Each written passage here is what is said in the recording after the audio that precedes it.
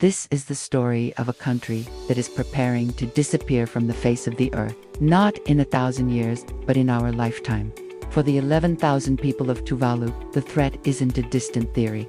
Their government has begun scanning every single thing that matters, every home, every tree, every church, every stone end, turning it into data, their land, their ocean, their culture. They are moving it all to the cloud. The government itself is planning to operate virtually. But why? Because Tuvalu is on track to become the first country in history to lose its physical territory to climate change. Welcome to the Deep Dive.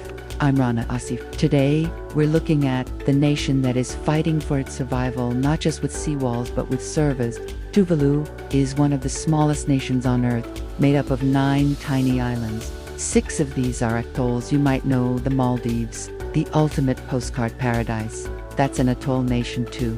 But Tuvalu's problem is even more severe. Its highest point is just 4.6 meters above the sea. Most of it is only 2 meters high. Look at the main island, Nafuti. It's a narrow, snake-like strip of land. Their international airport runway takes up almost the entire width of the island. There is no higher ground to run to, and the water is rising.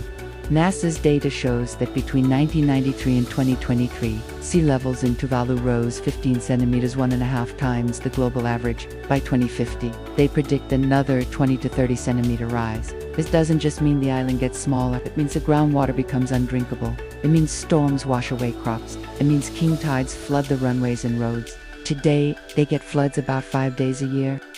By 2050, that could be 25 days. By 2100, 95% of the land could be underwater during high tides. This isn't a problem for our grandchildren. It's a problem for us right now. So, what do you do when your home is sinking? You fight? Tuvalu is building seawalls and creating new, higher platforms of artificial land, just like they do in Dubai. They're planting salt-resistant crops, but for a small nation with limited resources, this is a gamble. So, they've developed a radical plan B, becoming the world's first digital nation. They are scanning everything.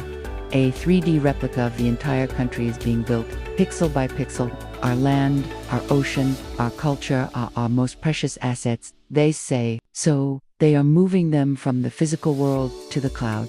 They are creating a digital twin of their homeland. The plan is to have a fully functioning digital government.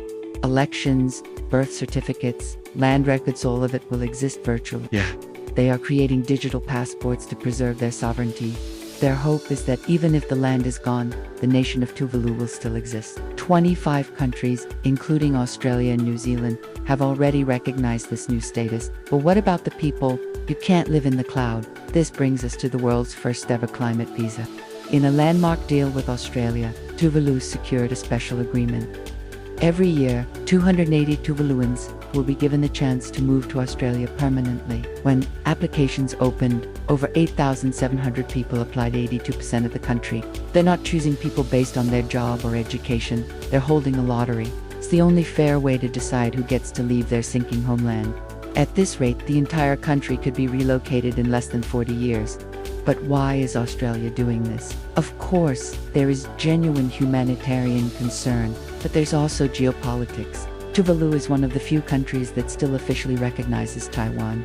In the treaty, there is a key clause. Tuvalu cannot sign any security or defense deal with another country without Australia's permission. This gives Australia a powerful veto to limit China's growing influence in the Pacific. Tuvalu's fight is unique, but its fate is a warning. Kiribati has bought land in Fiji. The Maldives has looked for land in Australia. Nations across the Pacific are planting mangroves and restoring coral reefs as natural barriers, but these are temporary solutions. The hard truth is that 800 million people around the world live in coastal areas at risk from rising sea levels. Cities like Mumbai, Kolkata, and Dhaka are on the front lines. The economic cost will be in the trillions. The story of Tuvalu is not just about a tiny island nation. It's about the future of our planet. The people of Tuvalu have contributed almost nothing to global emissions, and yet they are paying the ultimate price. This is an existential threat that requires a global solution. It seems impossible, but it's not. We've done this before. Remember the ozone hole? The entire world came together, banned the chemicals causing it, and today it's healing. It proves that when we act as one species, we can solve these problems. The question is, will we act in time for Tuvalu and for the millions more who will follow? Thanks for watching the deep dive. I'll see you in the next one.